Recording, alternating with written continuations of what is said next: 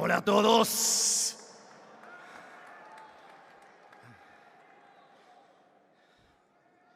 Bueno.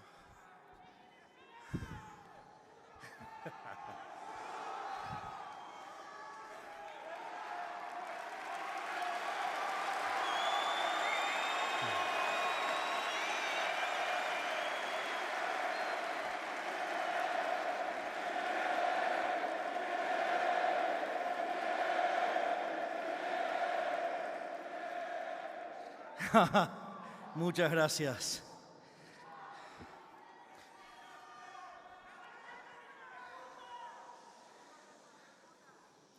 Igual me hace bien porque me permite recuperar el aire. Así que si quieren darle también zurra al bandido local, no tengo problema.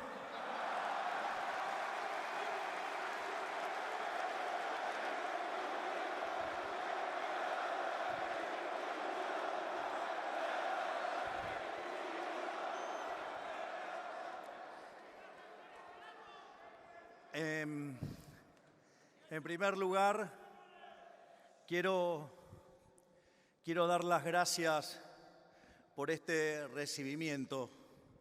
Me llena de alegría, de orgullo, pero en especial sé que implica una enorme responsabilidad de ser el primer presidente liberal libertario de la historia. Así que gracias.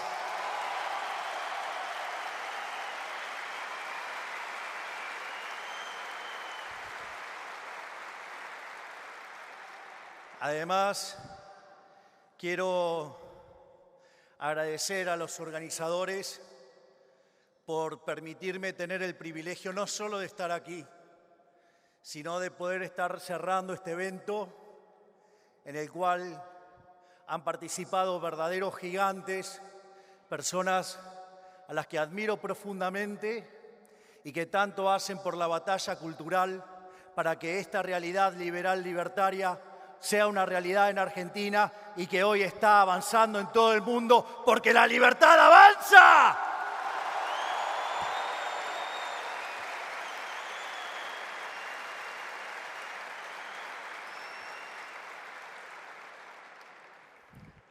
Respecto a la charla de hoy, básicamente va a tener 3 partes, donde luego de una pequeña introducción sobre los mitos en política que estamos derrumbando, voy a hacer una breve descripción de las condiciones iniciales con las que nos encontramos. Voy a contar cómo hicimos lo que hoy se está viendo como una realidad y después les voy a contar cómo es la Argentina que yo veo a futuro. A modo introductorio, hace aproximadamente un mes o 2 meses como mucho, uno de los brillantes ministros que tengo,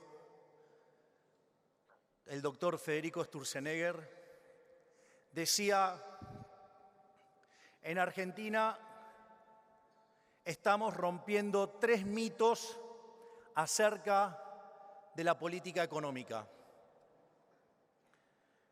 Él comenta que muchos presidentes o ministros de economía de distintas partes del mundo, frente a los problemas de endeudamiento y el problema del déficit fiscal, que es la contracara del endeudamiento, entonces le plantean que necesitan hacer un ajuste fiscal y les dice: bueno, ustedes hicieron un ajuste fiscal.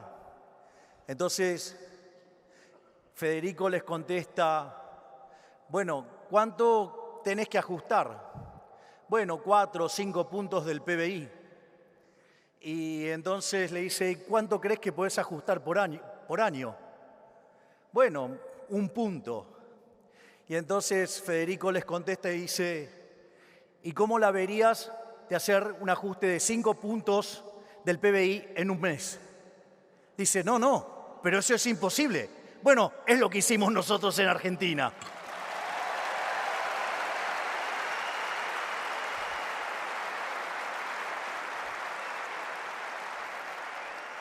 Es decir, que lo primero que hemos roto en esto es lo que tiene que ver la relación entre el quantum y el tiempo. Es decir, nosotros en estricto rigor, al llegar al gobierno hicimos un ajuste de 7 puntos del PBI. Básicamente llegamos en una situación muy crítica y si no ajustábamos, hoy yo no estaría aquí parado como presidente argentino. Y, digamos, sobrereaccionamos el ajuste porque frente a esa situación era puro momento de motosierra, pero funcionó.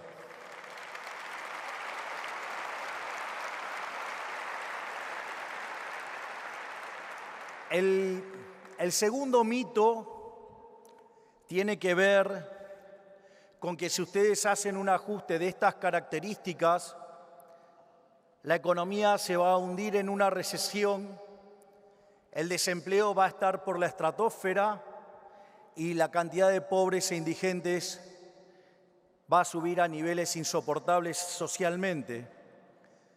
De hecho, nosotros, entre el ajuste del Tesoro y el ajuste del Banco Central, hicimos un ajuste de 15 puntos del PBI, donde ajustes de la mitad del tamaño de este ajuste habían generado caídas del PBI de por lo menos 11% a 15%. Por lo tanto, nos auguraban que íbamos a entrar en una gran depresión. Sin embargo, nosotros cambiamos el tipo de ajuste. Decidimos que el ajuste no había que hacerlo subiendo impuestos, que no había que hacerlo por la vía inflacionaria, que no era con endeudamiento, que el ajuste tenía que ser hecho por el parásito, el ajuste tenía que caer sobre el sector público. De esa forma, nosotros bajamos 30% en términos reales el gasto público, hicimos un ajuste del PBI de 15 puntos del PBI y eso significó devolverle ingresos al sector privado. Y la consecuencia fue que cuando tomamos diciembre del 24 contra diciembre del 23, no solo que no hubo caída del PBI, subió 6%. Ajustamos con expansión económica.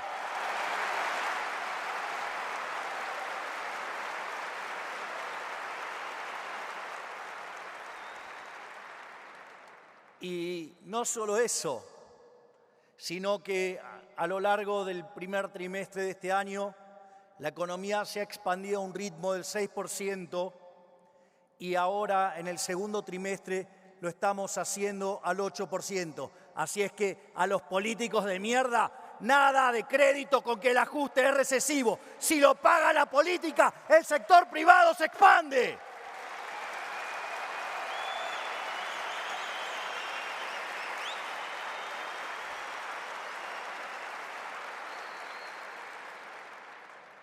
Y el tercer mito es que cuando uno hace el ajuste, si bien es algo que la economía necesita porque necesita recomponerse, eso implica una caída de la popularidad, una caída de la imagen. Y en ese sentido, en el triángulo de hierro que lo constituye mi hermana Karina, el jefe, que está acá. Ponete de pie, jefe, dale. Dale, jefe, dale. Aquí está, el arquitecto del triunfo liberal.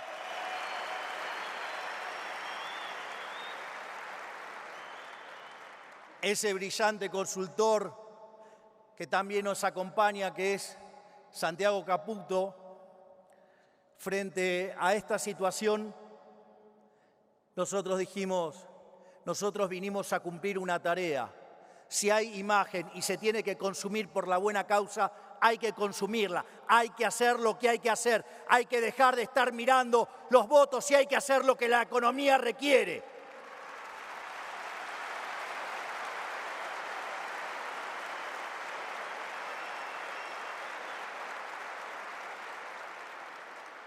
Y a diferencia de lo que todos creían, y era que la imagen y el acompañamiento y la popularidad se iban a extinguir en el ajuste, hoy los niveles de popularidad que tenemos son más altos que los que teníamos cuando asumimos.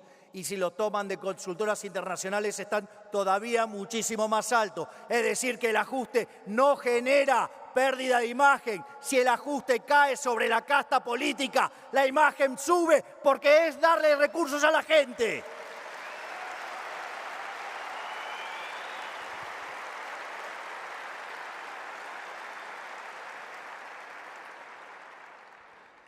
Y ahora, ya entrando al hueso de la discusión, creo que una de las cosas por las cuales nosotros hemos podido hacer lo que estamos haciendo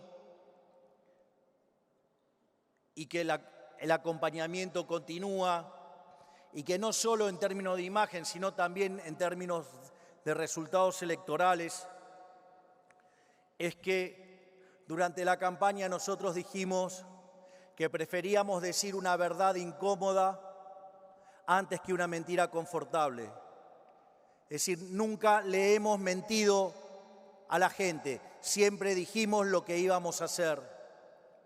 Y en ese sentido, nuestra política siempre fue clara nuestra política económica, donde dijimos que le íbamos a pasar la motosierra al Estado.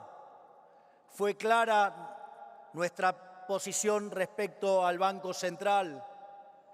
Digamos, si bien se le puso el nombre de dolarización y la gente llevaba billetes de dólar con mi cara, con mi rostro, siempre hablamos de dolarización endógena, algo que hoy está en marcha.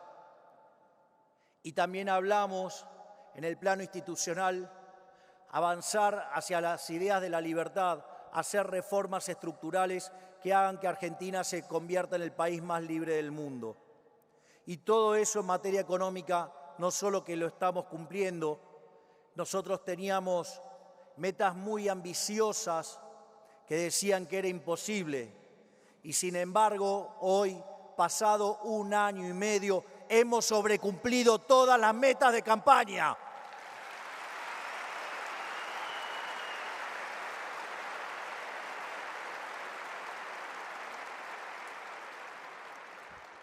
Por otra parte, en materia de seguridad interior señalamos que se había terminado con el abolicionismo y que básicamente el que las hace las paga. Hoy Argentina muestra los índices de delincuencia más bajos de su historia, porque el que las hace las paga.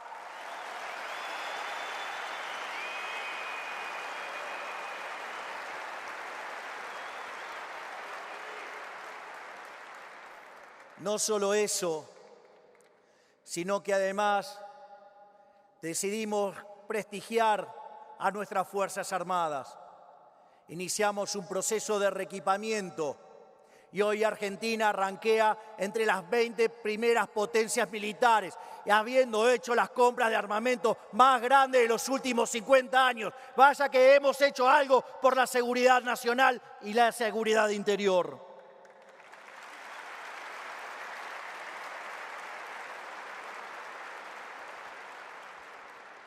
Y finalmente, también hemos sido claros en nuestra política exterior. Sistemáticamente nos hemos manifestado en favor de la paz, en favor del libre comercio, entendiendo, como decía Bastiat, que donde entra el comercio no entran las balas. Y en ese sentido estamos trabajando en lograr un acuerdo entre el Mercosur y la Unión Europea. Estamos trabajando en un acuerdo de libre comercio con Estados Unidos. Estamos trabajando para que Argentina vuelva a ser un país abierto y grande nuevamente.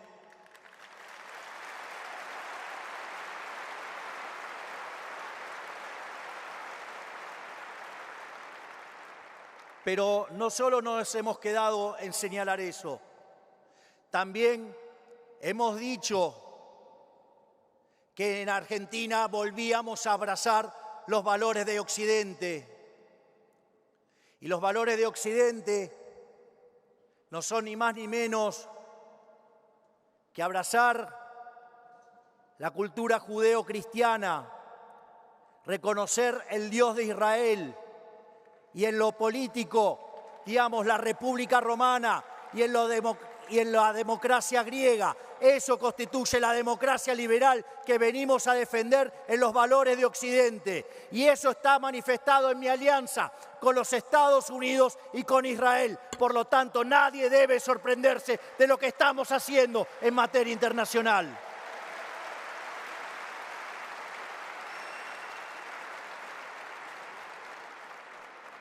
Por lo tanto, hemos dicho lo que íbamos a hacer, porque si hay algo que me ha caracterizado en toda mi vida es no solo decir lo que pienso, sino también hacer lo que digo. Y después de tantos años desde la tribuna diciendo lo que había que hacer, decidí meterme en la cancha para abrazar las ideas de la libertad y que el modelo de la libertad triunfe en todo el mundo.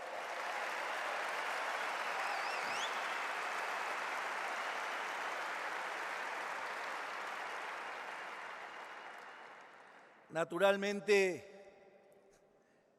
se imaginarán que un liberal libertario llegue a la presidencia de un país, eso no ocurre en condiciones normales de presión y temperatura.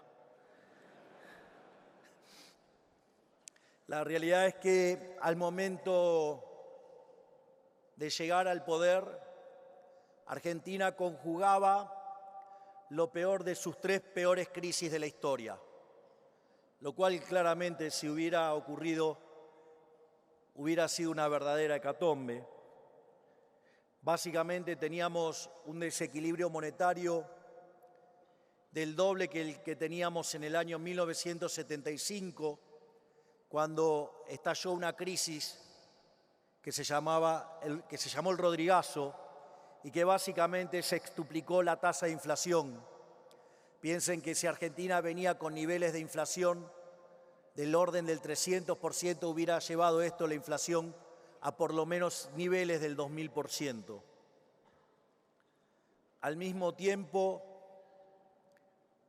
teníamos una situación de bancarrota en el Banco Central, aún peor que la que teníamos en el año 1989, cuando estalló la hiperinflación de Alfonsín, donde básicamente nos habían dejado en el pasivo del Banco Central el equivalente a 4 bases monetarias venciendo a un día. Esto es, podríamos haber quintuplicado la cantidad de dinero en un día, es decir, todo dado para que haya un estallido hiperinflacionario. Pero no solo eso, los indicadores sociales que teníamos eran indicadores que eran peores que los que teníamos en el año 2001. De hecho, cuando nosotros sinceramos las variables macroeconómicas, porque básicamente, entre otras cosas, en el mercado de cambio había una brecha entre el dólar oficial y el paralelo de 200%. Habría también controles de precios y claramente eso en las estadísticas, la escasez no queda manifestada. Entonces, cuando se sinceraron las variables, obviamente que la pobreza registrada saltó al 57% mensual. Perdón, el 57%. Y un año después la pobreza cayó al 35%. Es decir, que los desalmados liberales, los que no tenemos corazón, los que no tenemos empatía, los que no nos ocupamos de los pobres, bajamos 22 puntos porcentuales la pobreza, es decir, sacamos a 10 millones de personas de la pobreza. Vaya que las ideas de la libertad funcionan para todos y en especial para los que menos tienen.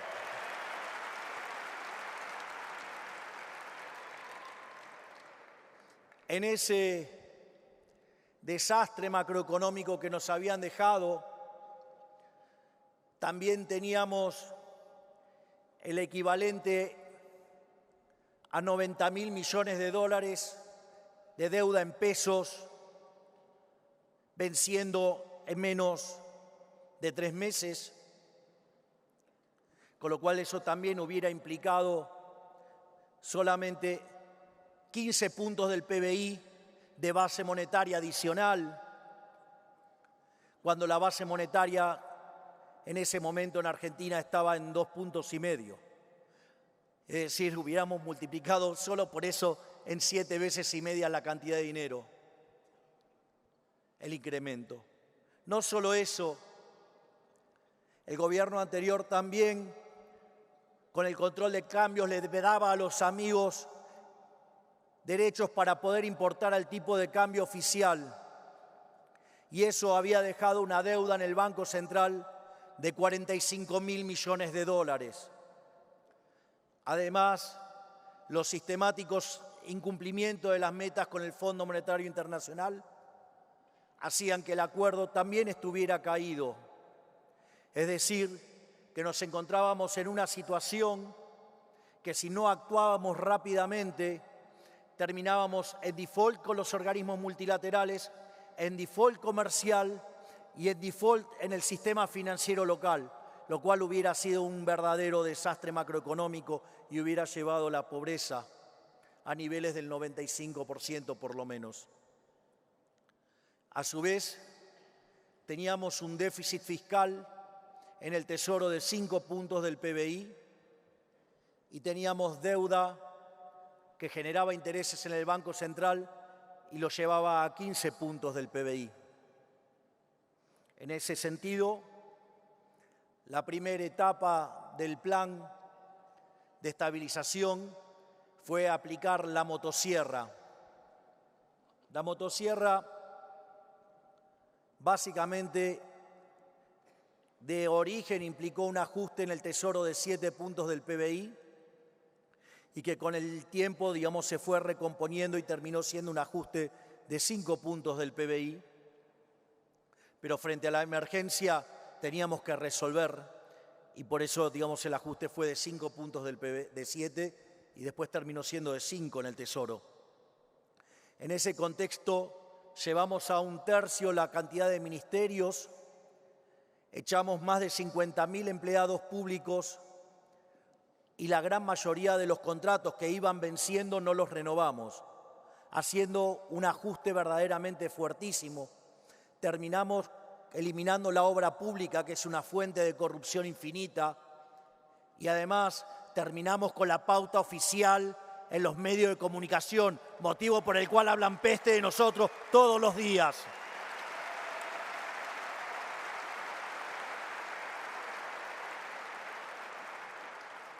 Y es increíble porque días atrás nos cuestionaron y hablan de pérdida de la libertad de expresión, donde lo único que bajó en Argentina en términos de expresión fue que se le dejó de dar dinero a los corruptos de los medios de comunicación.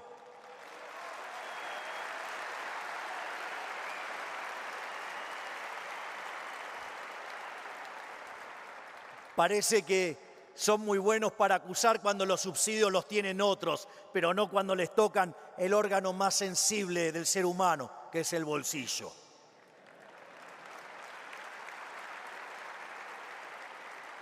Así es que ya les digo, si llegan a decir que maté a Kennedy, les aviso que nací en 1970, con lo cual, no pude hacerlo.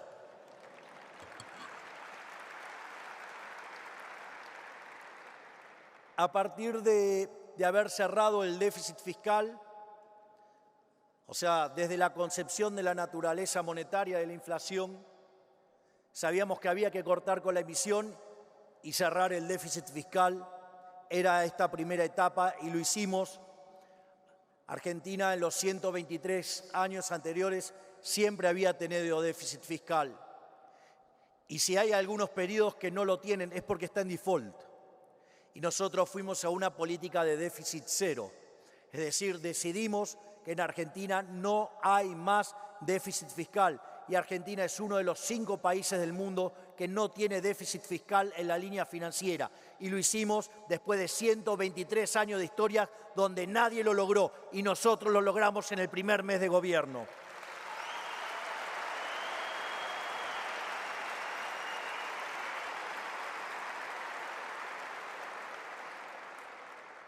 Pero, como dice ese coloso que tengo de ministro de Economía, Luis Toto Caputo,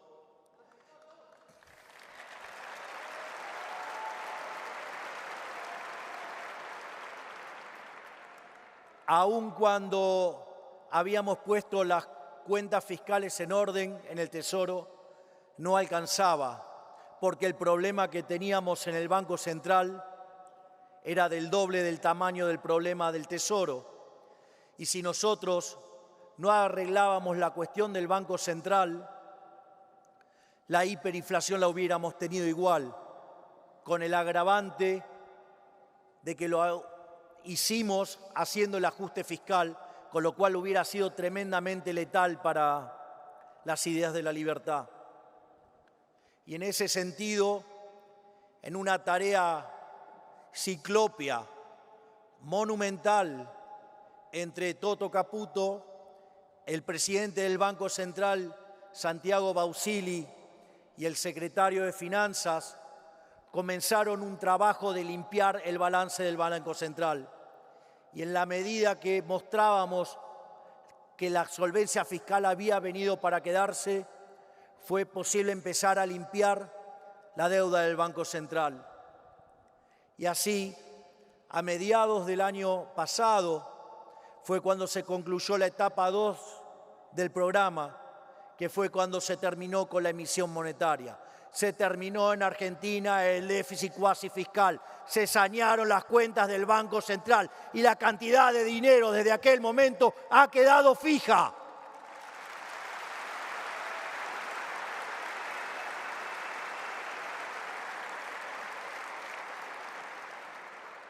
Es decir, que en ese momento pasamos a lo que era emisión cero, y donde la base monetaria amplia en Argentina está fija.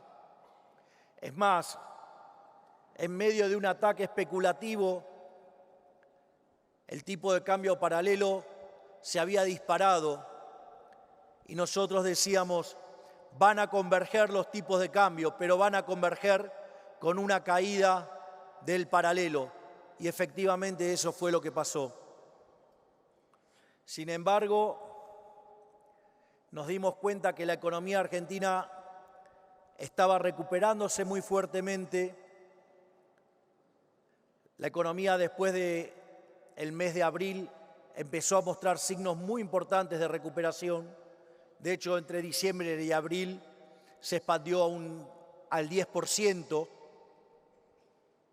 Y en ese sentido, además, la monetización de Argentina era muy baja. Por lo tanto, frente a esa situación en la cual nosotros veíamos hacia adelante un aumento de la demanda de dinero, dejar la cantidad de dinero fija iba a generar un problema de que una vez que se terminara de limpiar el sobrante monetario, la economía argentina pudiera entrar en un contexto de deflación. En ese contexto es que lanzamos la dolarización endógena, es decir, permitimos que los agentes pudieran hacer todas las transacciones de la economía, salvo el pago de impuestos, todas las transacciones pudieran ser hechas en moneda extranjera. Y en ese sentido, también se había cumplido con otra promesa de campaña que decían que era imposible. Sin embargo, la gente no hacía las transacciones en moneda extranjera. Es decir, no representaba un problema porque todavía había sobrante de dinero, pero, tarde o temprano el problema iba a aparecer. Y al mismo tiempo todavía continuábamos con restricciones en el mercado de cambios.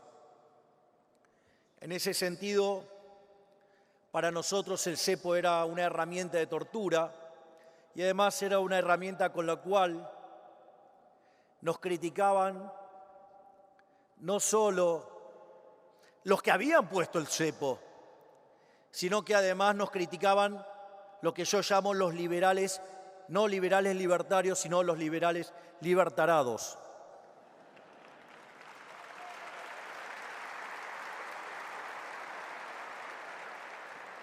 Sin lugar a dudas, el máximo trofeo de liberal libertarado, imbécil, estúpido, se lo ha llevado el imbécil ignorante en temas monetarios de Hans-Hermann Hoppe.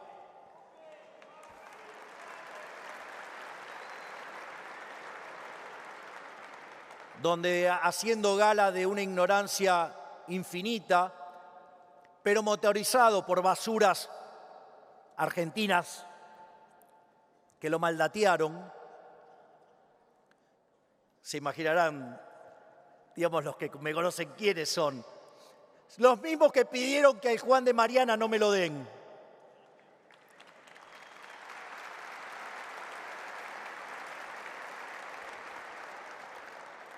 Dijo que esa reforma era la más fácil, con cerrar el Banco Central se terminaba el problema. Parece que el imbécil no sabe que la deuda remunerada y la deuda del Banco Central, que es emisión futura, y la base monetaria son deuda. Y si hubiéramos cerrado el Banco Central de esa manera, esa deuda no valía nada y por lo tanto hubiera generado una hiperinflación y gracias a esa estupidez hubieran vuelto los populistas peronistas con la cabeza de más adelante y hoy estarían viendo en Argentina la Argentina chavista.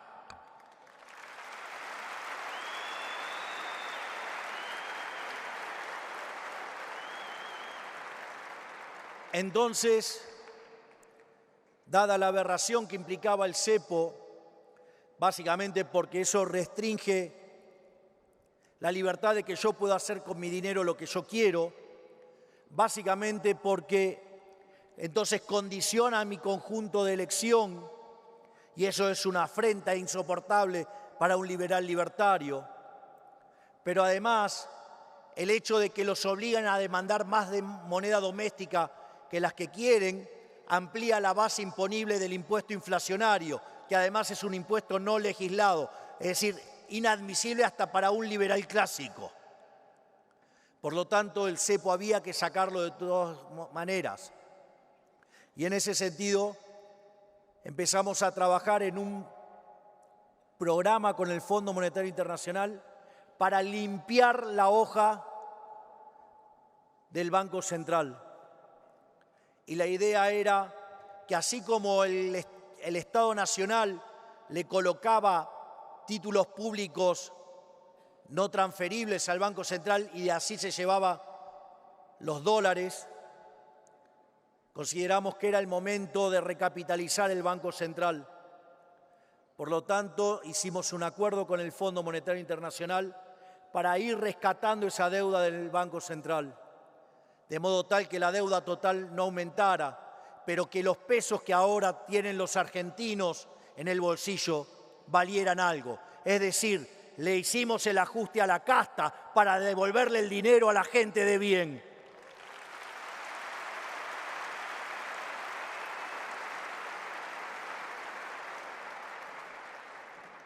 En ese contexto, estimábamos que para poder salir del cepo necesitábamos cerca de 12.000 millones de dólares. Y como tanto Toto como yo somos personas muy aversas al riesgo, que entiendo que crean que soy averso al riesgo, pero piensen que es como una situación donde estoy sin prenda alguna, todo mojado en una silla eléctrica. Entonces, digamos, van a tomar bastante cuidado qué cables cortan o no. Y entonces dijimos que si conseguíamos 15.000 millones de dólares, íbamos a abrir el cepo. Y de modo tal que tuviéramos para un ataque especulativo contar con 3.000 millones de dólares. Y en ese contexto nos dieron 20.000 millones de dólares cash. Entonces decían que no, que yo no me iba a animar a abrir el cepo en un año electoral, porque eso iba a hacer saltar el tipo de cambio y que la tasa de inflación iba a estar en el 5 o en el 7%, donde la basura mediática, donde los corruptos de los periodistas se dedicaban a expandir esas noticias inmundas, aun cuando nadie había hecho esos pronósticos.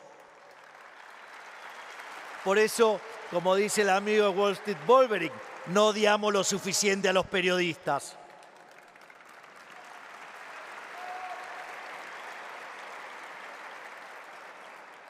Y pese a que estábamos en un año electoral, pese a que decían que el tipo de cambio se iba a ir al techo de la banda, a contrasenso de lo que opinaba todo el mundo, abrimos el cepo. Completamos la etapa 3 del programa, abrimos el cepo. Y lejos de irse al techo de la banda, hoy el tipo de cambio cotiza mucho más cerca del piso de la banda. Con lo cual, de nuevo, punto para el gobierno, punto en contra de nuevo para los econochantas y los periodistas ensobrados.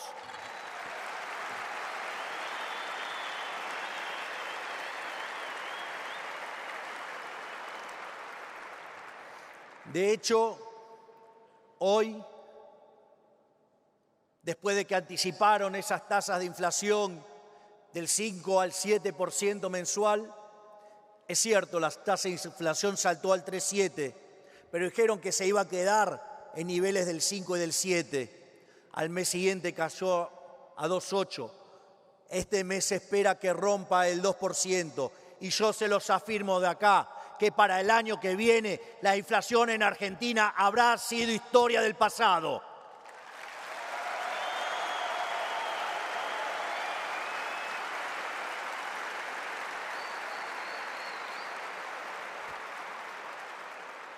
Pero no todo queda ahí. Además, durante mucho tiempo, el fisco se la pasó persiguiendo a los argentinos que querían protegerse de esa estafa que era la inflación. De hecho, Argentina le quitó 13 ceros a la moneda. Hoy podríamos quitarle 3 ceros más si fuera por eso. Es decir, que la política monetaria en Argentina ha sido una estafa recurrente. Es más, por no querer corregir el origen del problema, que era el déficit fiscal, se perseguía a los argentinos con leyes soviéticas por querer escapar de la estafa. Entonces, por ejemplo, en lugar de agarrar y frenar la emisión monetaria, porque eso implicaba frenar el déficit fiscal, recurrían a controles de precios. Cuando los controles de precios no funcionaban, recurrieran a la ley de abastecimiento, es decir, otra que el edicto de Diocleciano. O, por ejemplo, cuando ustedes para cubrir sus ahorros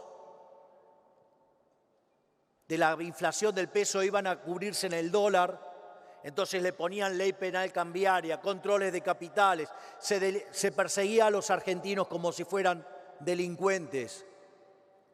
De hecho, llegamos a la locura que para el fisco argentino todos los argentinos éramos culpables, salvo que demostráramos lo contrario. No tengo dudas, teniendo un socialista en la cabeza, que tienen este mismo problema.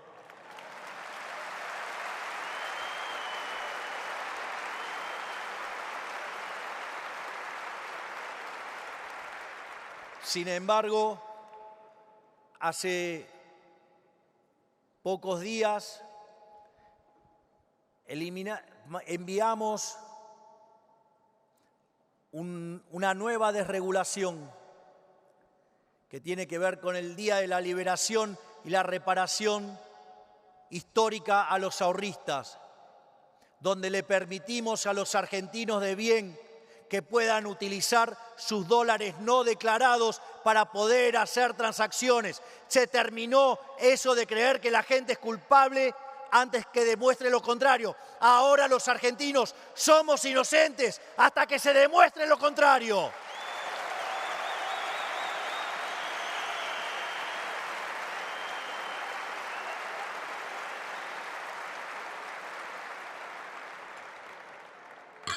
Pero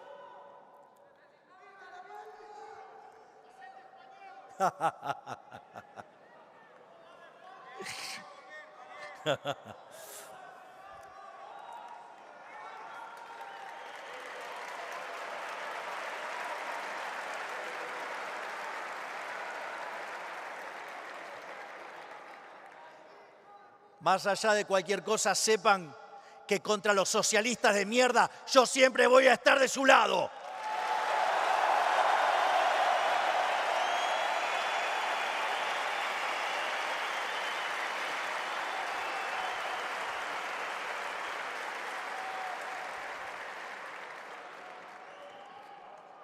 Y al mismo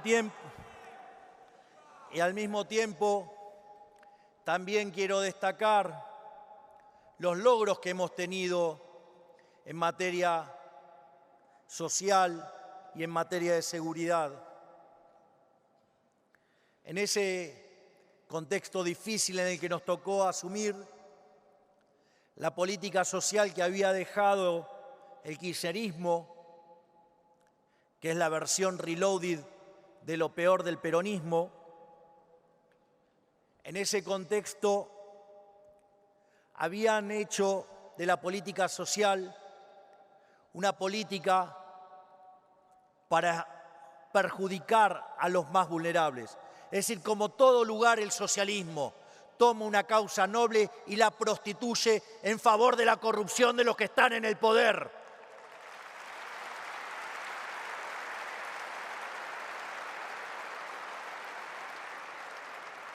Y en ese contexto tan adverso y tan hostil, esa ministra que tengo en Capital Humano, Sandra Petovelo, en un acto de coraje enorme, decidió enfrentar a los gerentes de la pobreza y decidió que no había que dar más cuenta de una prestación, porque ahí es donde le robaban el dinero a los vulnerables.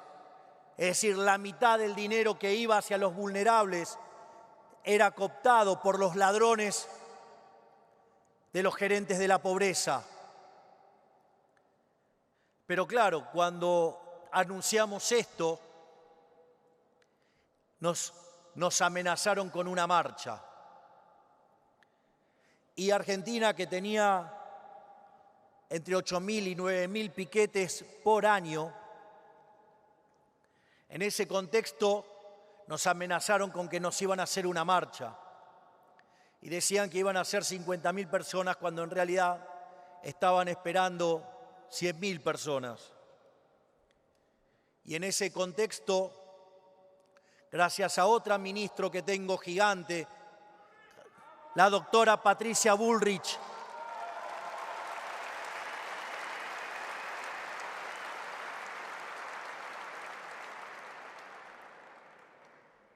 me presentó el protocolo antipiquete. Y en ese sentido, en una acción conjunta entre la ministra Petovelo, la ministra Bullrich, y que en paz descanse quien era el ministro de Transporte, el doctor Guillermo Ferraro,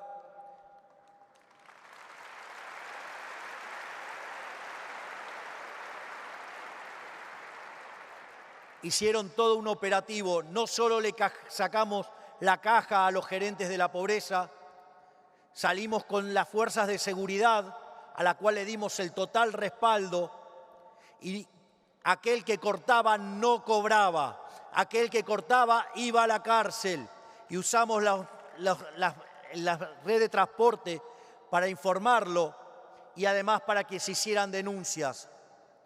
Ese primer día recibimos 18.000 denuncias, donde muchos ya están en la justicia y se están resolviendo en contra de estos estafadores.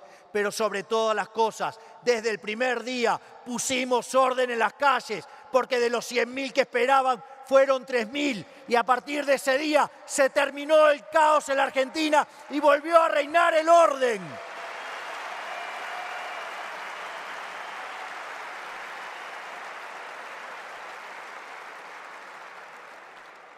Es más, como parte de esta política del que las hace las paga,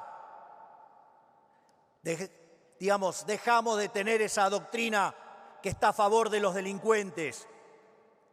Acá se defiende a las víctimas, no al victimario. Y en ese contexto, dentro de las políticas que eliminamos, fue todas las políticas de género, porque son políticas que menoscaban a la mujer, porque la tratan como un ser inferior. Y lo que los liberales proponemos es que somos todos iguales frente a la ley.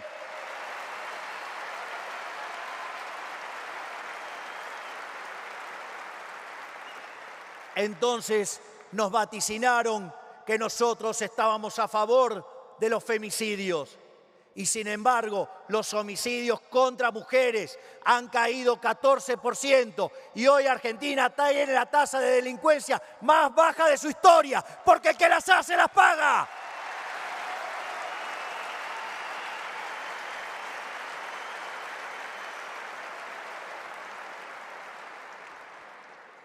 Por lo tanto, luego de tantos logros, ha comenzado el momento del crecimiento. Hoy Argentina ha entrado en el sendero que, si sigue abrazando las ideas de la libertad, en 40 años Argentina va a ser la primer potencia mundial, sin lugar a dudas.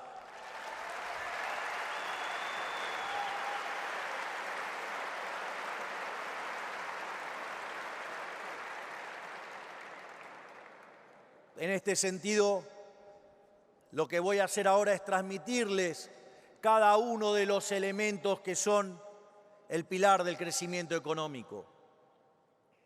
En primer lugar, el ajuste fiscal de 15 puntos del PBI le devolvió los ingresos a los argentinos.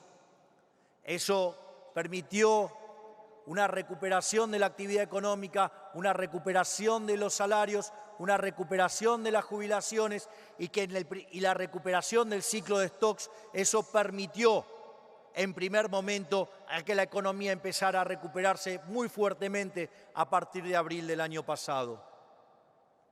Pero no solo eso, el déficit cero implica que la deuda no varía. Igual la hicimos bajar 45.000 millones de dólares. La primera vez en la democracia argentina que la deuda cayó. En la democracia, digo, desde el año 83 hasta acá, ¿no?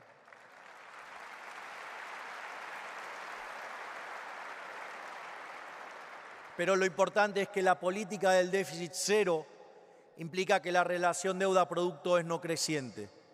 Eso implica que Argentina es solvente intertemporalmente, que Argentina puede honrar su deuda. Y en ese sentido, no solo eso, implicó que además el riesgo país de 3.000 puntos básicos que estaba cuando ganamos la elección, hoy esté en 600 puntos básicos. Y no tengan duda que si en octubre se pinte el país de violeta, vamos a pulverizar el riesgo país y vamos camino a convertirnos en investment grade.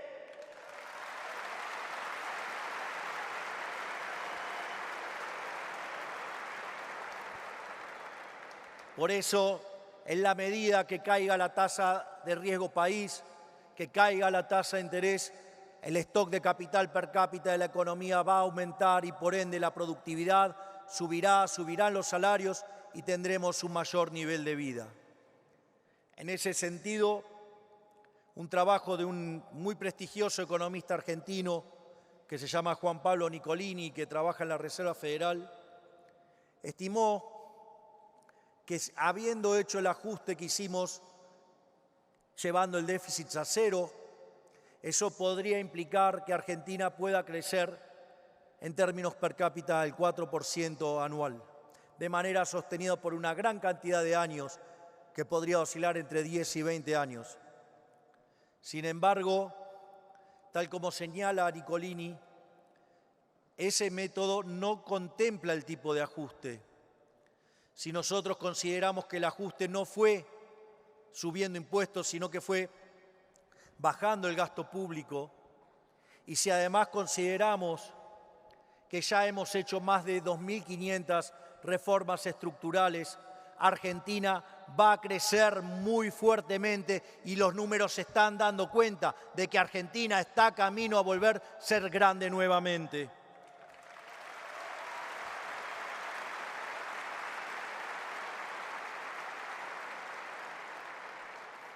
Además, el hecho de terminar con la inflación tiene dos impactos muy positivos.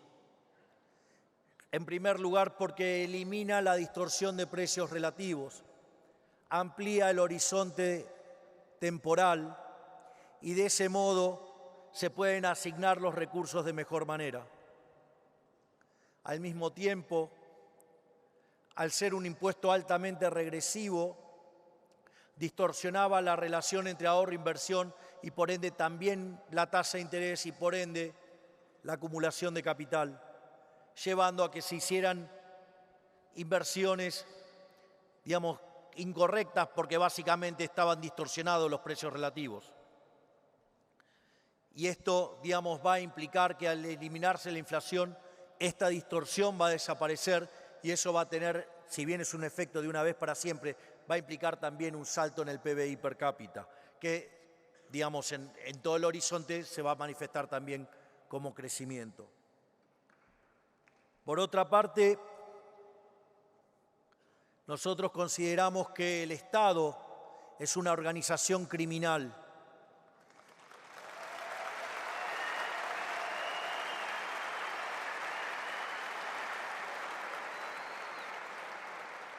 Y en ese sentido consideramos que los impuestos son un robo.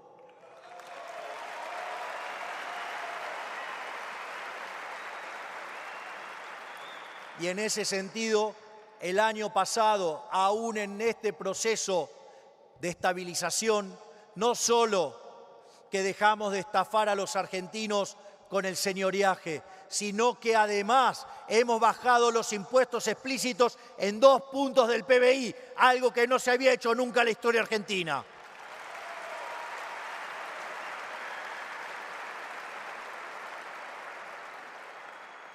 Pero se imaginarán que si yo considero que los impuestos son un robo, no me voy a quedar acá.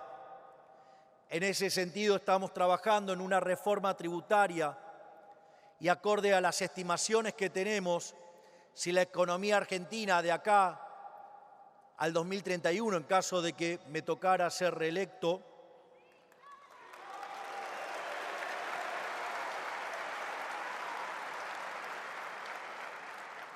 podríamos estar bajando más de 1,5 puntos del PBI por año de impuestos. Y eso significaría devolverle a los argentinos de bien ni más ni menos que 500.000 millones de dólares. ¡Vaya que eso sí es ser libertario!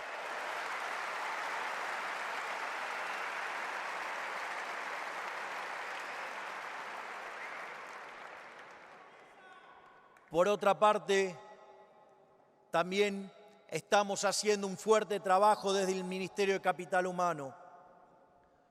Tenemos un Ministerio de Capital Humano que integra el capital humano de primera generación, que tiene que ver con básicamente la salud, con la alimentación, porque si ustedes no se alimentan o no tienen buena salud, no se pueden educar.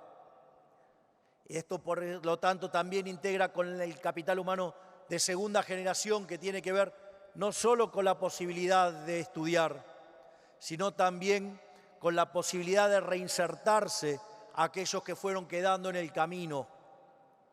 Es decir, recuerden que nosotros estamos partiendo de una economía en desequilibrio.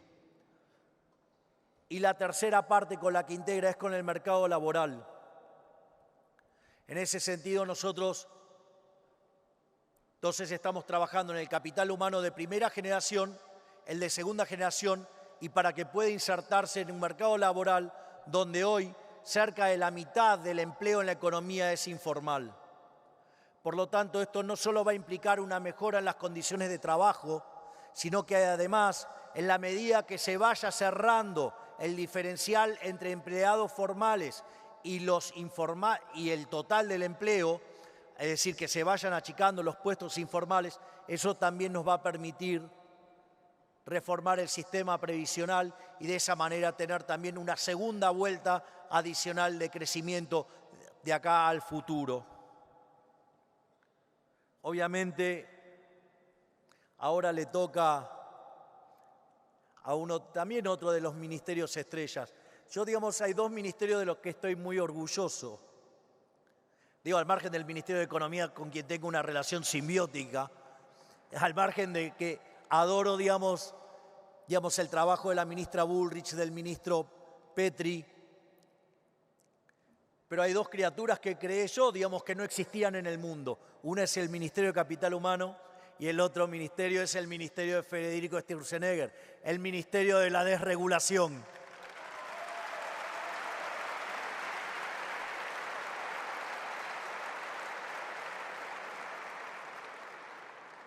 El concepto esencial del Ministerio de Desregulación es un ataque frontal y directo a la herramental neoclásico. Nunca más presente en mi mente ese paper maravilloso que me convirtió en libertario.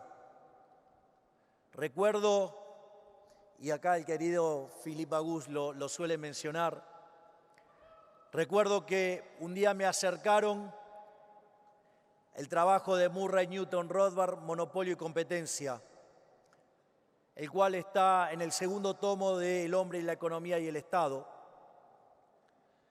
Y después de 3 horas de leer ese artículo de 140 hojas y de 25 años de profesor de microeconomía, terminé de leer el artículo y dije, todo lo que enseñé los últimos 25 años de estructura de mercado está mal. Y ese día me volví anarcocapitalista.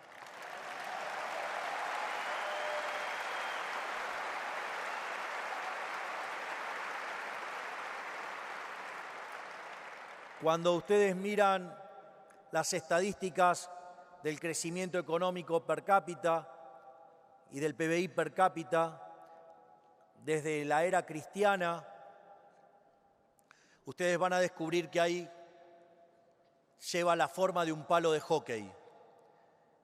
Y si ustedes se fijan, el PBI per cápita subió fuertísimamente en los últimos 250 años en un contexto donde la población se multiplicó por 10 veces.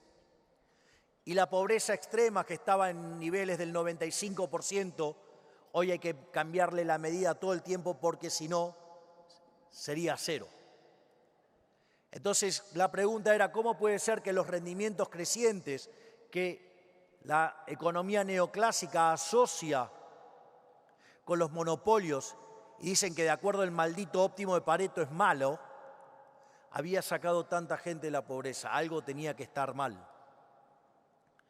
Y ahí, el que me abrió los ojos fue Murray Newton Rothbard. Y básicamente, ustedes lo que tienen es que la estructura de la economía neoclásica está armada para poder probar la existencia, unicidad y estabilidad del equilibrio. Y eso hizo que nos focalizamos en la matemática y no lo que significaba lo que estábamos diciendo en términos económicos al utilizar esa matemática. Es decir, en la economía neoclásica este problema se lo llama un problema de no convexidad. Es decir, como tener un dilema entre la fábrica de alfileres de Adam Smith y la mano invisible. Entonces, para quedarnos en la visión Pareto de la mano invisible, sacrificamos la fábrica de alfileres.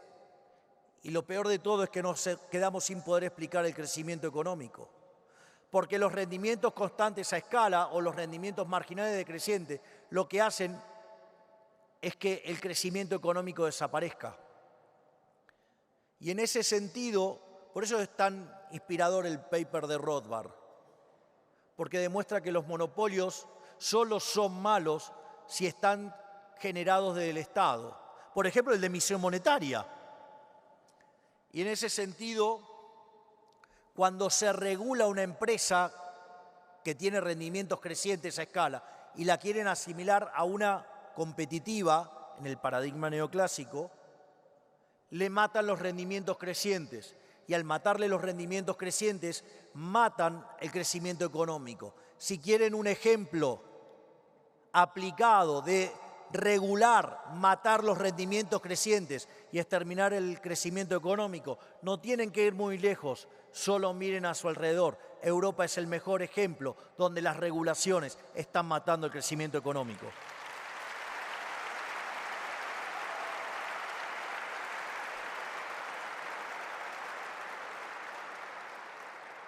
Y en ese sentido empezamos a desregular la economía y a hacer reformas estructurales. El gobierno de Menem, que acorde a un trabajo de Gerardo La Paulera, Bossoli e Irigoyen, que había sido el mejor gobierno de la historia argentina, había hecho 100 reformas estructurales. Hoy nosotros hemos hecho 25 veces más de reformas estructurales y hemos bajado la inflación mucho más rápido que la convertibilidad y sin cometer expropiaciones, ajustando precios relativos, respetando los derechos de propiedad. Por lo tanto, no tengan duda que este gobierno liberal libertario es el mejor gobierno de toda la historia argentina.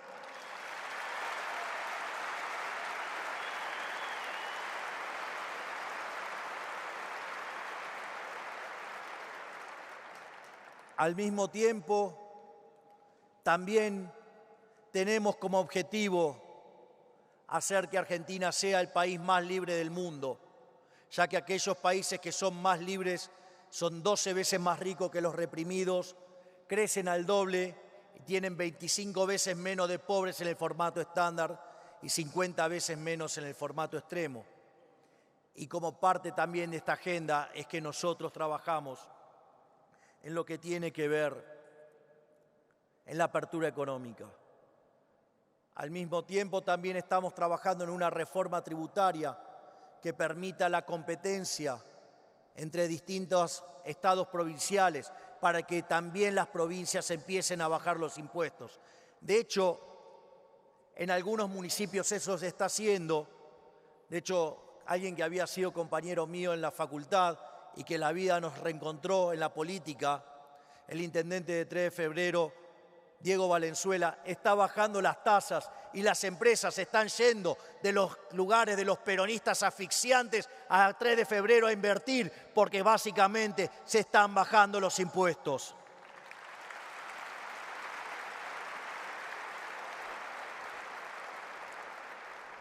Finalmente, tenemos el régimen de incentivos para las grandes inversiones, más conocido como RIGI, y donde, por ejemplo, días atrás hemos firmado con la empresa Eni por una inversión de 20.000 millones de dólares y que va a dejar un flujo de ingresos de divisas para la Argentina en los próximos 20 años cercano a los 200.000 millones de dólares. Vaya que el modelo está funcionando.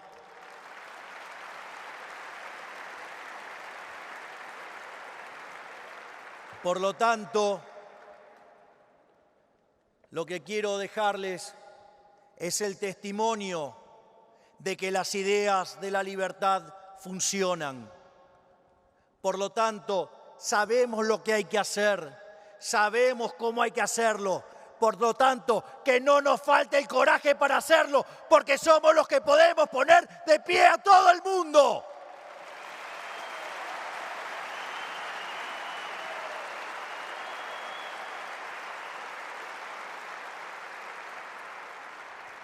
Y es por ello que les pido que tomen valor, que se metan y jueguen y que den la pelea en la política, porque no se cambia desde las gradas, se cambia peleándose cuerpo a cuerpo contra los políticos corruptos. Levantemos las ideas de la libertad, hagamos grande Occidente nuevamente. ¡Viva la libertad, carajo! ¡Viva la libertad, carajo! ¡Viva España! ¡Viva Argentina! ¡Viva la libertad, carajo! Muchas gracias.